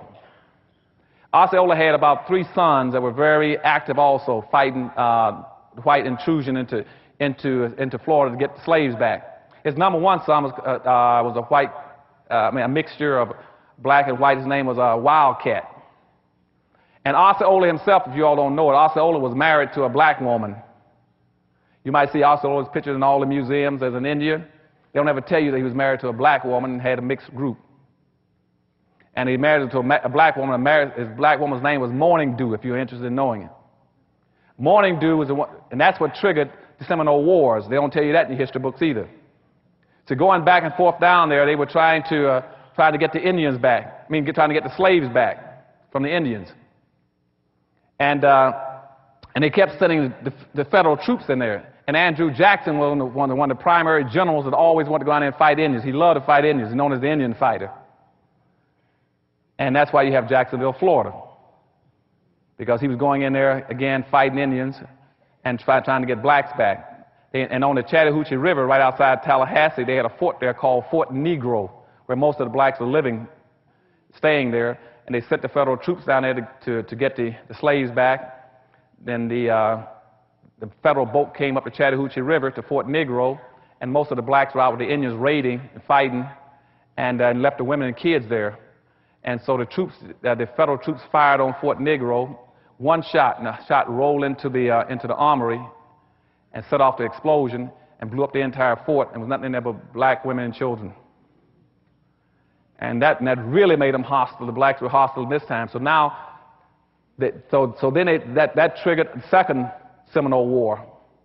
After that, they decided to have a truce. They said, we'll have a truce if we sit down with Osceola and his warriors, John Horse and the rest of them. And at that point in time, they met. Before they met, they went and kidnapped Morning Dew and told Osceola that if you want your wife back, you better turn some of those black slaves loose and meet with us. And when Osceola went to the meeting to discuss getting his wife back, they kidnapped him and put him in prison. I think up in Fort Sumter, South Carolina. He died of consumption and exposure. And so at that point in time, John Horse and Wildcat went berserk, and they started fighting. They fought all the way throughout Florida. And finally, they ran them out of Florida. They went out west and led some of that whole movement called the Trail of Tears, all the way out to Oklahoma Territory. And but the only people who were fighting in this country against the United States at that time was John Horse and Wildcat and his band of blacks. They had carried their own women and kids with them. That is the only black man in the history of this nation, and I'm sorry to say no school teaches that. That's the only black man in America that's ever stood up to America and fought him, and not as a slave, but as a man. Nobody else has ever done it.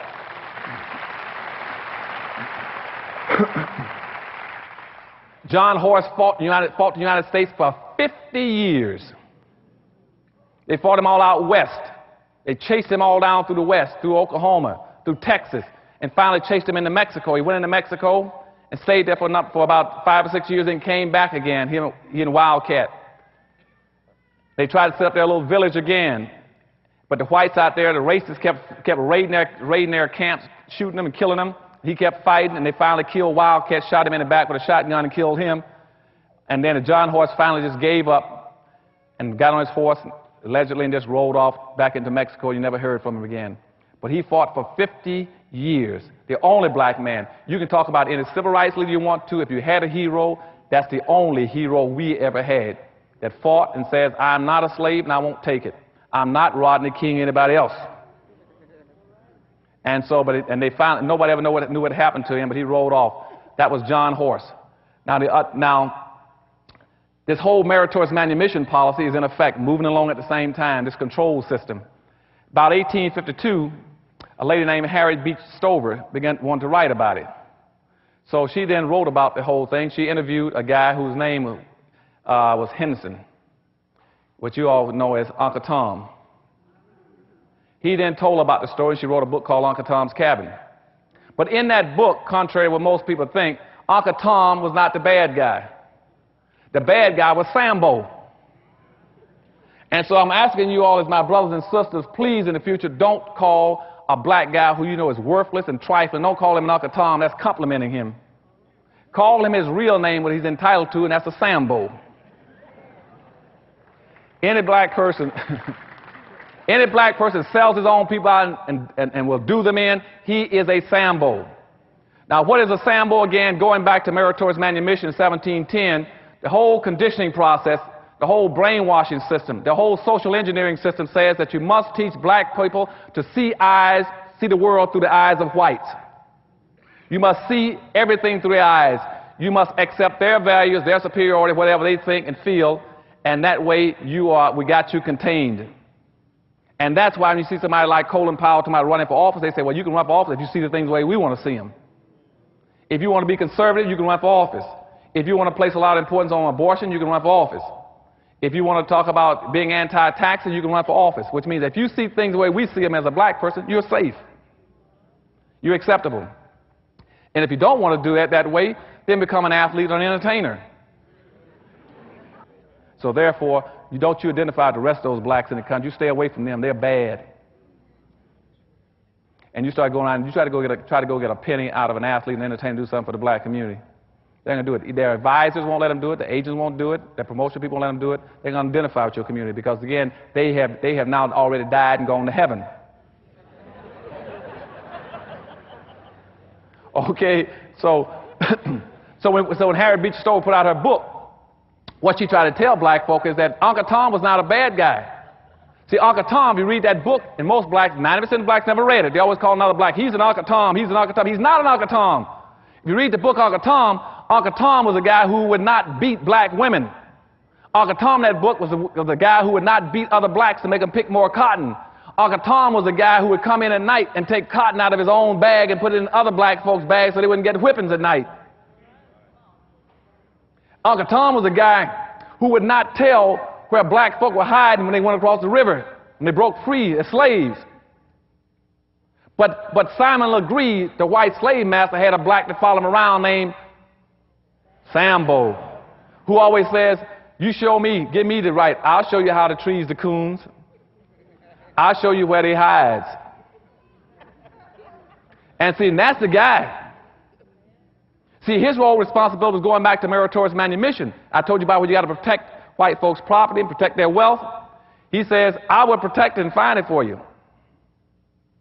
And that's why you read in the movies and books that came out after Uncle Tom, you always had a black guy, a black slave, was running down the road saying, Master, master, here comes the army, let's hide our silver and gold. And you all say, our? How did it get to be our? You know, he always wants to say something that doesn't even belong to him. And that showed up all through history. And today you got the same kind of personality doing it. And now he's not saying let's hide our silver and gold. He's called himself a conservative. I'm also against affirmative action for black folk.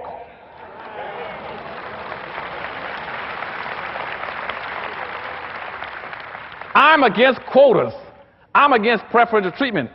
Even had one running around talking about he wanted to pass a law to stop black folk from discrimination against whites. You still got that kind of personality that always wants to protect something, protect the strong. You always got that kind of Sambo personality. And nowadays, the best way to get rich is to say, I'm going to practice that master's gold and silver, and I'm going to be against them black folk. I guarantee I can get you a radio talk show. I can get you a television show. I can even get you an appointment to the Supreme Court. Okay?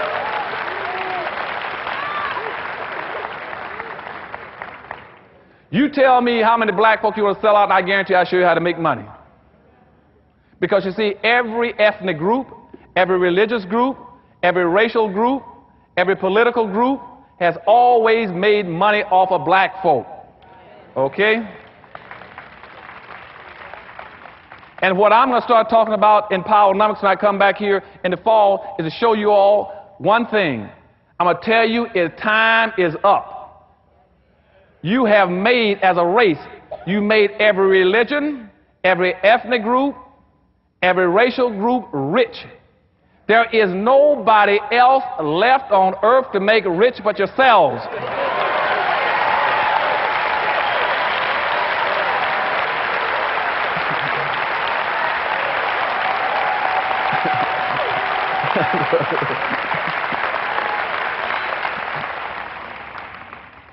So that's all left. We got to do it for ourselves now.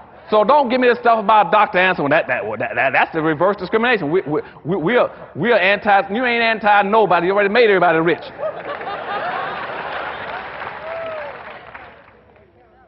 They always tell me, well, Dr. Anderson, what you're preaching isn't that segregation? Or let me tell y'all something.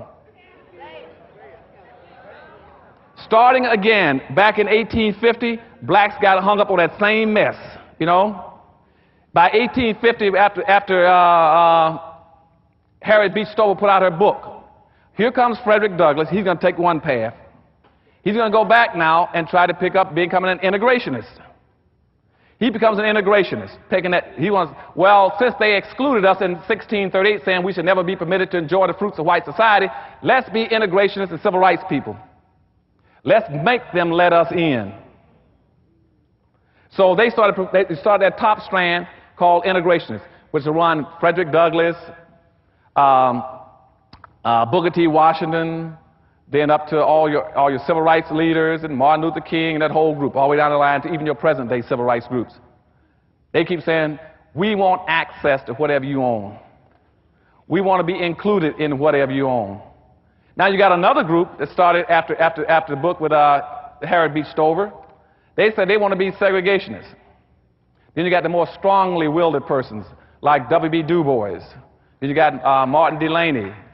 You got Marcus Garvey. Then you got Malcolm X and Elijah Muhammad. They were going the other way, saying, no, we want our separate stuff. Now, what I say by myself, and I know a lot of people might get upset when I say it, both groups were right and both groups were wrong. What I say is that it is not about integration. It is not, the issue is not segregation. The issue is congregation. It means aggregating. What it is called functional pluralism, which means we're not trying to integrate, we're not trying to segregate. No other group comes here and says, I want to integrate or segregate. What they're saying is that if I come together and concentrate as a people, concentrate my power and my wealth and my resources, I can compete. That's what they're talking about.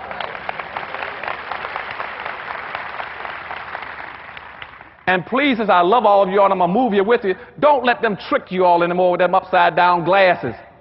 They used to ask me that during the integration about Dr. Anderson. Now, hold it. Now, you're at the governor's office in Florida. You represent the whole state in education. Now, what do you want during integration? Do you want, you got Malcolm X talking about segregation. You got Martin Luther King talking about integration. Why don't you all make up your mind? Which do you want? I said, I don't want either one. I want the same rights and privileges that everybody else got to go to either one of the sticks. Don't try to put me on one end of the stick. What I want more than anything else is to bring my people together and say, get all the power and wealth together like everybody else. And that way, no, quit trying to give us, try to define us. You see, every Asian, for instance, when he leaves his homeland, he comes to America. He looks in the mirror and says, I'm going to America. And when I get to America, I'm going to find me a community of people that either look like me or I'm going to build me a community of people that look like me, that have my values, my culture, and my language. Nobody asked him about integration or segregation. When Hispanics come to this country, they would say, I'm going in, I'm going to build me a community of people that look like me or sound like me. And like the Asians who set up little Havanas, who set up little Cambodias, little Vietnam, Chinatowns in every city. The Hispanics come in, they'll build little Mexicos, little Havanas, little Hialeahs. I can go across America and find German towns, French towns, Greek towns, Polish towns, but I can't find a black town.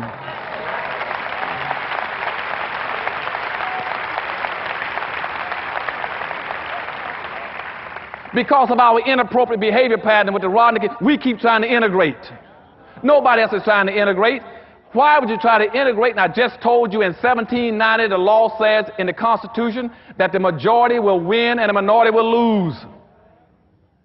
If the majority will win and the minority will lose, why would you ever do anything that breaks yourself into smaller pieces when you already a plan systematically program the minority?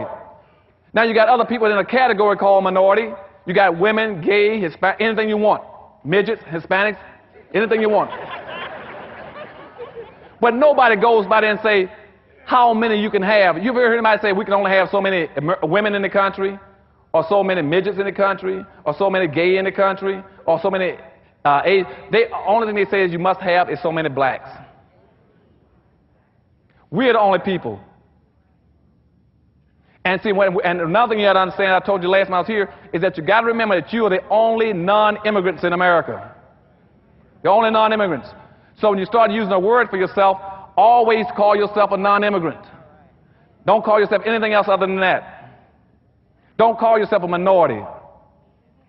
And to some degree, if you really want to be slick, I would even call myself an African American. Why not? I asked one girl in Texas, she said, I noticed you never call yourself an African American. She said, I said, why? She said, why is that? I said, because I'm black. You see? She said, but why? But are you still an African American? I said, no. Because you see, when I go look at the definition of African American, the whole north part of Africa is a continent. That's not a country, that's a continent. People coming in from El Salvador, and they're El Salvadorians. When you say you're from Africa, I'm an African. Where in Africa?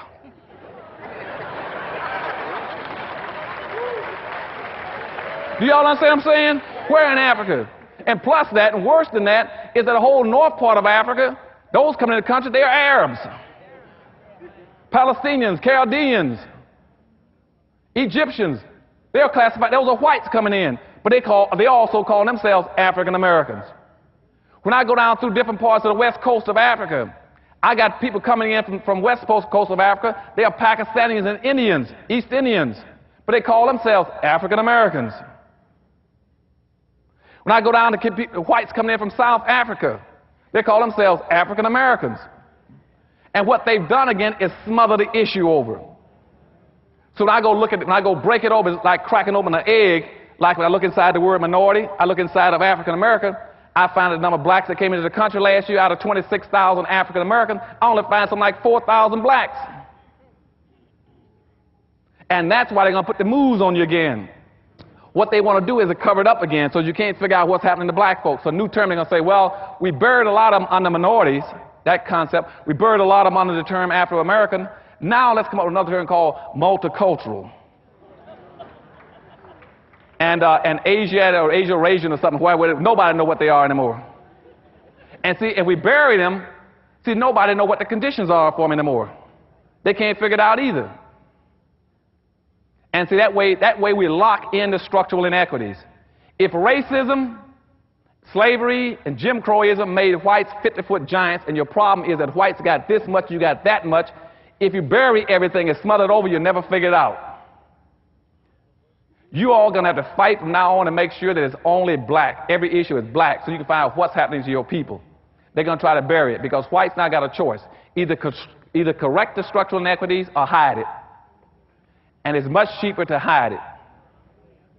And one of the easiest ways of hiding it is to co-opt your leadership. To pay off the black leadership and bring them inside the circle, and they're not going to make issues over anything. Instead of functioning on as I said, your problem is the structural inequities. The structural inequities are so bad in America, and they have been so bad since slavery, that that civil rights and integration can't even reach black folk. They're so badly damaged and hurt. And I don't know why the blacks keep running around talking about we want civil rights and equality. You can't get equality if you're unequal. Unless, again, they put those glasses on you and turn them upside down, and all of a sudden you begin to see unequal as being equal. The worst kind of racism is the racism that pretends that unequals are equals. And that's what they've done to you. They got this whole new concept called a colorblind society. And what colorblind society means, let's be blind to black folk, pretend we don't see them. And they're hiding and smothering it again for you. And that's what it means. Now, where did that come from? It came from some of the white civil rights think tanks out of Washington. After the civil rights movement, what they wanted to do was say, let's bury the issue with black folk. And they gave our civil rights leaders a chance after the civil rights movement that made the difference. They didn't take it. Our black leadership displayed inappropriate behavior coming out of the civil rights movement. Throughout the civil rights movement, when they should have been focusing on the real issue, they didn't do it. Instead of focusing on correcting the historical damage that had been inflicted on black folk, they started messing around with civil rights and integration and never touched the problem. Ran all over the country thinking that by taking down the signs over the water fountains or the bathrooms about colored only or black only, that they were dealing with racism. They didn't even touch racism. Racism was 3 stories down. Getting a black folk to sit in a white restaurant or sit on the front of a bus has no meaning at all. The second thing they did was they never had a plan.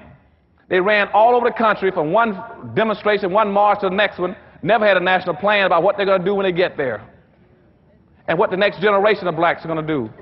And thirdly, they never built an institution to carry out a national plan. And when they did that, whites then changed their policy on blacks. They figured out black folk had displayed this inappropriate behavior and missed the boat.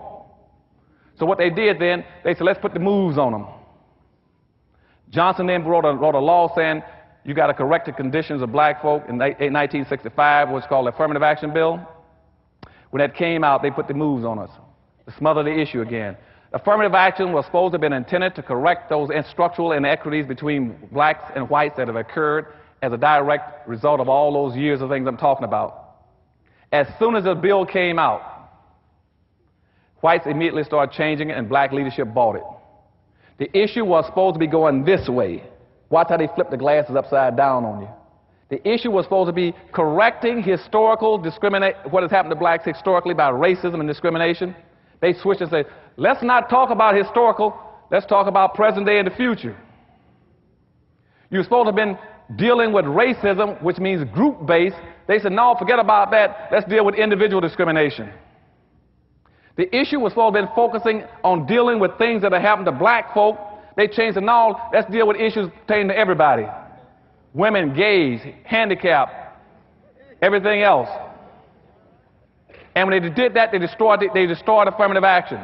Don't even waste your time even chasing affirmative action anymore. It's been destroyed. It was supposed to be helping black folk. Now, what the other groups did, they said, now that somebody put out a law to help black folk, how do we become equal to blacks? And that's when the Hispanics jumped up with this thing called Hispanic, the concept. Before that, we didn't have anything called Hispanic. But they thought in the early 60s that black folk might get some out of the civil rights movement. So what they did, they went to the table and came up with a whole term called Hispanic. They said, let's go all over the world and find everybody that speaks Spanish and pretend they're equal to black folk. And let's pretend that the Spanish language has been handicapped, Jim Crowed, enslaved, hung, lynched, decapitated, and everything else, and therefore is entitled to be treated like a black person. And they fabricated a new race called Hispanics.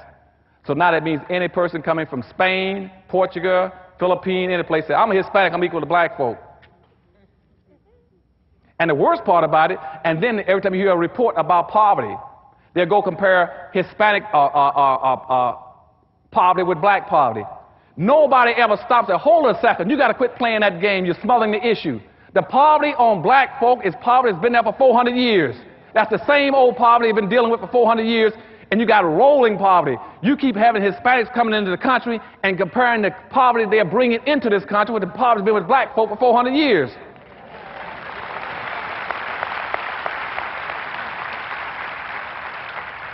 Nobody wants to stop them from doing that. Now people say, well, they got poverty. Yes, but that's poverty they bring in here with them. Black folk didn't bring poverty with them. It was given to us as a gift.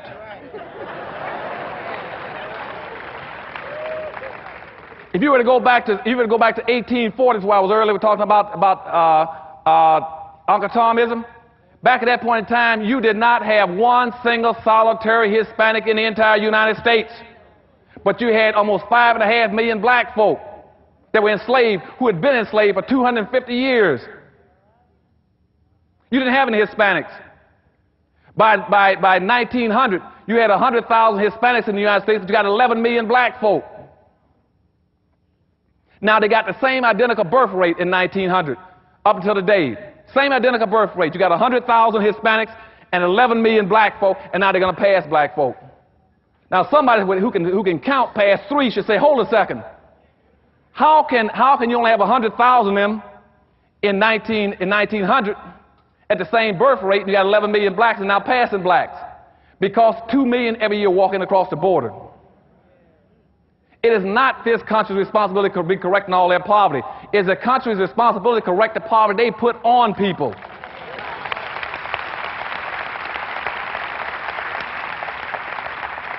The poverty, and see, if you go through history, you cannot find one single solitary instance where anybody else in this country have been denied access to the educational system, to the economic system, to the political system, to the social system, but black folk.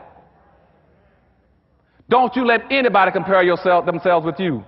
And that's why I said a few minutes ago, use terms that isolate you and reconnect you with your history and give you a special uniqueness so that nobody can piggyback off of you. Use the word non-immigrant. If you're going to do wrong right. If you want to insist, for those in the audience who want to insist on using the word minority, then at least qualify and say we're the only involuntary minority, or we're the only planned minority. But don't use this term when it means everybody collectively, because the whole concept of minority means to confuse the issue and defuse any resources you could have gotten. Now, where does that come from as a minority? Let's deal with that concept a second. Now, at this point in time, black people have to understand in America that if you go back to the Constitution I was talking to you about earlier, the Federalist Papers were the document upon which the Constitution was drafted. The Federalist Papers said this, that if you're going to have a social democracy where the rule is that the majority will win and the minority will lose, then the majority has some obligations. First of all, if you use that social democracy that we're currently using, the majority have these obligations. One, it is the majority's responsibility to protect the rights of the minority. It is not your right as a minority to keep going out here marching and demonstrating. It is the dominant white society to make sure you got everything you need. That's their obligation. Point 2 in the Federalist Papers that gave the structure for the Constitution, it also says that if you use a social democracy like we have in the United States, that you cannot do anything to stop the minority from becoming the majority. And immediately after that Constitution went into effect, within 2 years, within a year, they enacted the immigration law to put a zero quota on blacks to make sure they stay a minority. They violated the Constitution in 1 year to make sure that you become a permanent minority. And I have not heard one black legal scholar in the United States make that an issue. None of them made it an issue. That's inappropriate behavior on the part of our legal scholars in this country. And secondly, and thirdly, in the Federalist Paper, it says, and if you fail to protect, the majority fails to protect the rights of the minority, and if you do something to impede the minority from becoming the majority the same way you became the majority, then thirdly, that minority has no rights to abide by your laws and your rulings. Now think about that. Now I want to know where all my black scholars and my black legal minds, why aren't you displaying appropriate behavior and investigating that, find out why it is that you got the minority running around trying to protect itself when you know good and well it doesn't have the power and resources to do it. That's like trying to have a baby to look out for himself when you know he cannot go out and work a job and fix his own food. It's your obligation to take care of him. But nobody raised it as an issue in this country. Where all my black legal scholars should be raising issues over the fact that in this country, that the 13th Amendment that was given to black folk, that was supposed to free black folk, was never enforced. The Emancipation Proclamation was supposed to free blacks. That's what they say in the myth. But it wasn't. The Emancipation Proclamation by Lincoln was only to free those blacks that he had no authority over in the first place. He was talking about the blacks who are any black who's in a state that broke away from the United States, you're free. He doesn't have that authority, he just broke away. Now, the blacks he could have freed that were still in slavery on the north side, he didn't do anything about them. To this day, they never corrected that. So legitimately, they are still enslaved. Secondly, if you put out the 13th Amendment, freeing people, or let's go to the 14th Amendment. If you go to the 14th Amendment, the 14th Amendment saying they hereby, forbade any kind of involuntary servitude. Then they stuck a clause in there, except when duly have been prosecuted and charged. You know what that means? What that meant was then that any white in the South who wanted to re-enslave black folk, all they'd do is come up with a charge and he can re-enslave you. And what the South did immediately after the 14th Amendment went into process, they passed what's called a Black Codes in 1865 and 66. The Black Codes then said that any black person who used to be a slave, who's now free, he must be able to show me he has a contract for employment in his hand by the 1st of January. Or therefore I can arrest you and charge you with vagrancy and put you back into a plantation and slave you again. Now, all the people knew that. They didn't raise any cane about it. Today, that's still a part of our Constitution. I don't hear my black scholars. Where's the appropriate behavior? Now, why is that important now when I talk about appropriate behavior? Because now there's a bill on the Hill where some white conservatives now want to lay claim to the 14th Amendment and say they're going to write a law called Equal Opportunity Act. What they're going to say now is that that bill can be used for whites too, so that you can now not infringe on their rights. And what black folks should have done is gone back to the slaughterhouse case in 1872, which says that the 14th Amendment was strictly written for black people. That's what, see, in other words, whites are using the 14th Amendment for reverse discrimination charges against black folk. Now, you all follow me through on this. How can you allow somebody, if something is written on this side to help save you from this guy, how can you let him take the same law and knock your brains out on the other side with it? Am I losing you all on this now? But so how can whites come around now and claim use of the 14th Amendment that was written to protect black folk from whites? And now whites are taking it and use it to hit blacks with it. Where are my black lawyers and judges? And you got a black sitting on the Supreme Court now, it keeps ruling, talking about he's the constitutional authority based on the Constitution. I'm just telling you, the Constitution is knocking our brains out. I don't need no more Constitution.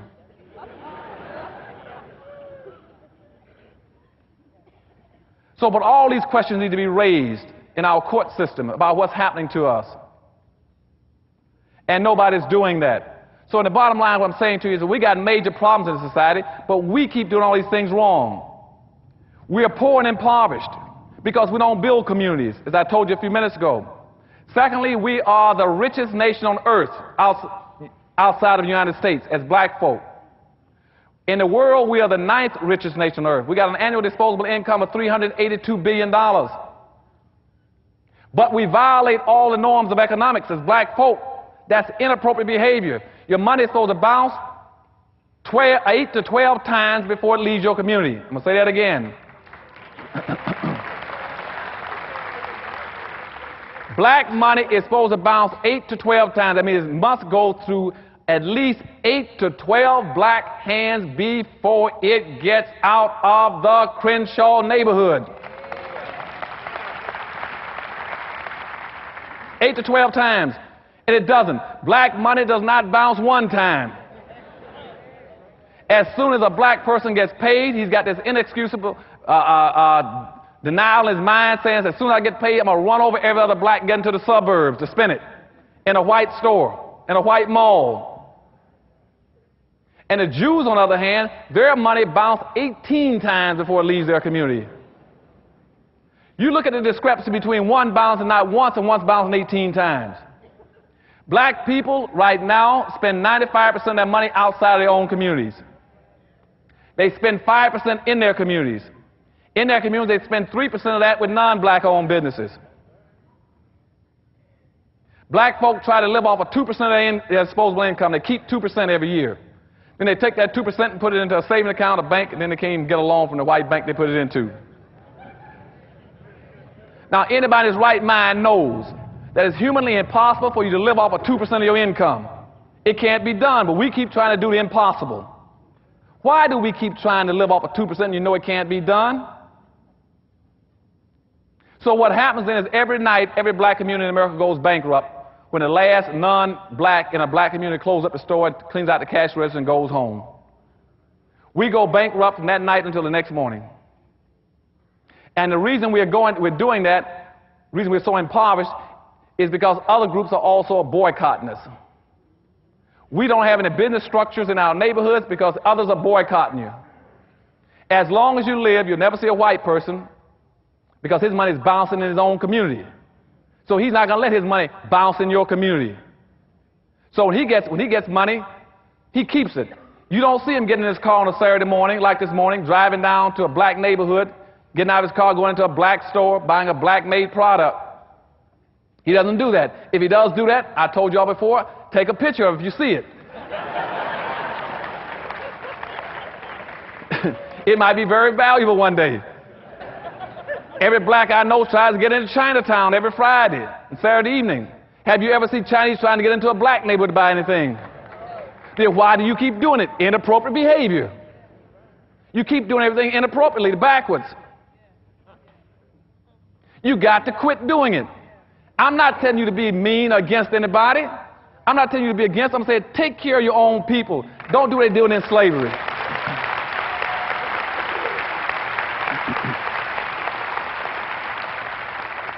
And an instance of that, let me jump back into history again. On the eve of the Civil War, we had over 6,200 blacks in America that owned other slaves. 6,200 blacks were slave owners. Now, let me break that down a little more specific for you if you don't understand what I'm talking about, not looking out for your own people, inappropriate behavior. Same thing out of Africa. They never changed all these things, still doing the same thing, and it's brainwashing, seeing things upside down. In New Orleans, for instance, in New Orleans, I only had 842 blacks in the city at that time. And out of the 842, 612 of them owned slaves. Because they thought they were of a different color. They called themselves Creole and mulatto, so they wouldn't enslave the rest of their people. And when blacks tried to break free in New Orleans, out in the parish, in Jefferson Parish, the blacks went and joined the whites to put down a black revolt. And not only did they put it down, they helped slaughter the blacks. They chopped our heads off and put a head on a pole or something like every 100 yards, all leading all the way into New Orleans. That's inappropriate behavior of our people. Keep doing it in your own people. And then trying to find justifiable reasons. When the day you do the same thing, it's inappropriate behavior, same kind of behavior pattern, you're still killing your people. When I ask, why don't you go to a black store and spend your money at a black store? They say, Doctor, I want to go to his store. I want to go to his store. Why? I say, well, he sells it costs too much. He charges more than the guy 3 doors down. I said, who's the guy 3 doors down? Well, he's Chinese. I said, who's the guy? Well, he's black. See, that's inappropriate behavior because they don't understand what we call cost-benefit analysis, which means where are you getting the greatest benefit? Where do you get the greatest benefit for your race and your people and your money? If you go spend $1 with a black here and you go spend $1 with a white, and the white or the Chinese takes it out of his community and uses it against you. At some point, somebody's got to be home upstairs. You got to say, yes, it might cost me a few pennies more to buy from a black, but I get more in return.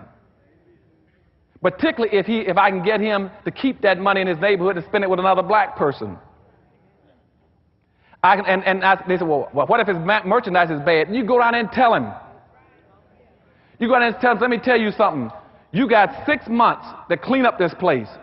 You got 6 months to put in a better quality product. You got 6 months to start putting up better security and lighting in here. And you got 6 months to change your negative attitude.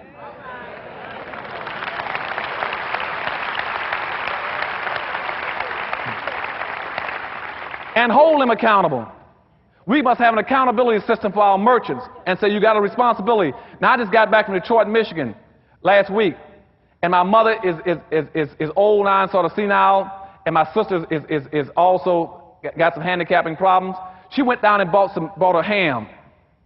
And in Detroit, Michigan, almost all your key essentials are owned by whites, by Arabs, your gas station, your food stores. She showed me a ham she was going to fix that day. And she said, this doesn't look right. She said, will you take a look at it for me? I looked at it, and it had that slime on it. I said, where'd you get that? She said, I got it from Savon's Arab store down the street there where they sell the groceries. And I'd already looked in it, and I could smell the rotten meat when I come in the store. It's all the stores in the city, because they're not black-owned stores. I said, cut that ham open, let me see it. She cut the ham open, and now you're going to see the pus oozing out of it.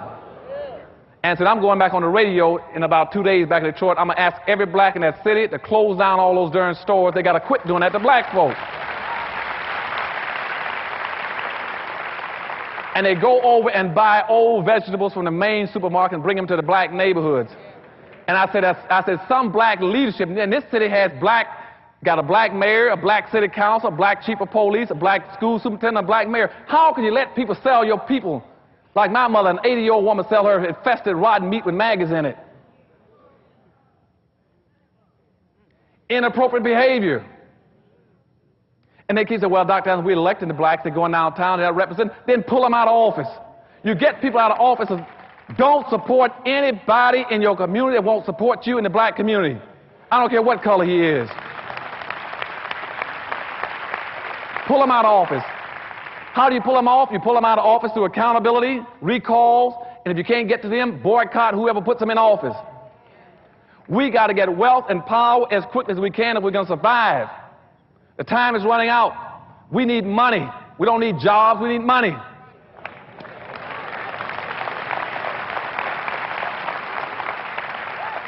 And in conclusion, there's the one lady told me, she says, Dr. Anderson, she says, I love everything you say, but you got to quit talking about money all the time.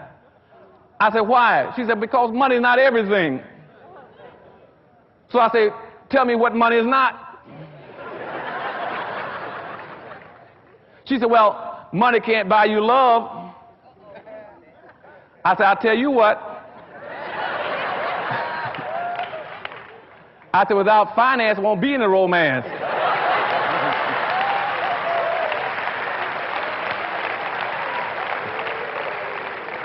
She said, you know, you can make all those smart statements you want. I tell you what, I bet you money won't take you to heaven. I said, I tell you what, you let money take me as far as it can, I get off and walk the rest of the way.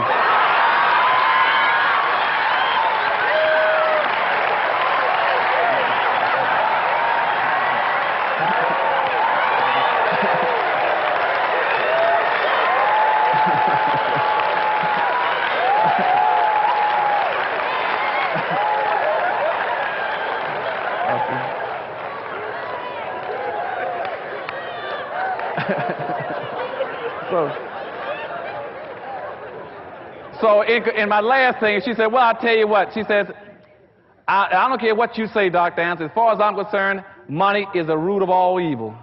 I said, you're right. I said, because when I don't have any money and my people don't have anything, I am evil. Okay? So I thank you and I love you.